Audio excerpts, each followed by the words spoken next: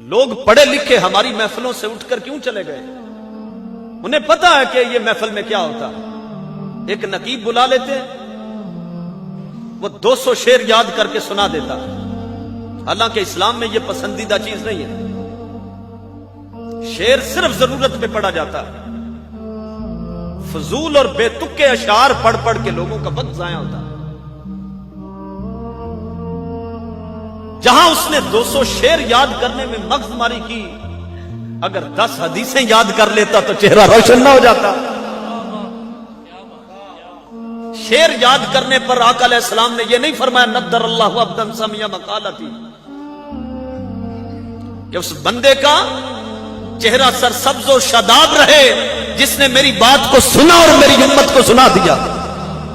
پھر ثنا خان آئے، انہوں نے کوئی اس کی نعت پڑھ لی، کوئی اس کی پڑھ لی، کوئی تیسرے کی پڑھ لی، اور پھر ایسے ہی انہوں نے پیسے بھی بنا لیے، کینٹ میں کوٹھیاں بھی بنا لی، کار بھی آئے، روز اس کے ماڈل بدلے۔ اس نے عقیدہ بھی خراب کر لیا اور امت کو رافضیت کی گود میں بھی ڈال دیا۔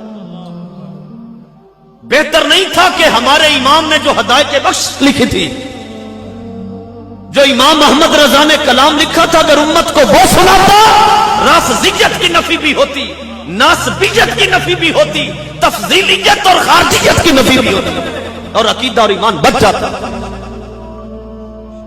کوئی نئی نعت یاد ہوئی تو یہی پڑھ لیتا، سب سے اولا والا ہمارا نبی، جن کے پیروں کا دوبن ہے آب حیات ہے، وہ جان مسیحا ہمارا نبی، یہی پڑھ لیتا۔ پھر خطیب بلا لیے، وہ لچھے دار تقریر کرتے ہیں، وقت ضائع کرتے ہیں، شعر کوئی پڑھتے ہیں، واقعہ کوئی سنا دیتے ہیں، اور پھر ماشاءاللہ مسجدوں کی انتظامیہ بھی اسی طرح کی ہوتی ہے، وہ اپنی مرضی کے بندے بلا لیتے ہیں، علماء سے کبھی مشورہ ہی نہیں ہوا کہ بلائیں کس کو، ڈرائیور کون سا اچھا جو گاڑی صحیح چلا سکے۔ اناڑی کے ہاتھ میں گاڑی نہیں دیتے کیونکہ جان بندوں کو پیاری ہوتی ہے، لیکن لاکھوں جانیں اکٹھی کر لیں ایمان کے برابر نہیں ہو سکتی۔ تو جان اناڑیوں کو نہیں دی تو ایمان اناڑیوں کو کیوں دے دیا؟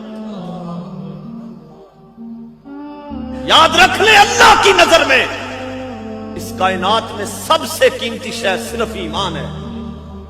14ویں سپارے کی پہلی آیت ہے، ربما یود الذین کفروا لو کانوا مسلمین، کافر قیامت کے دن حسرت کریں گے کہ کاش ہم مسلمان ہوتے۔ ایمان ہے، اس کی کوئی قدر و قیمت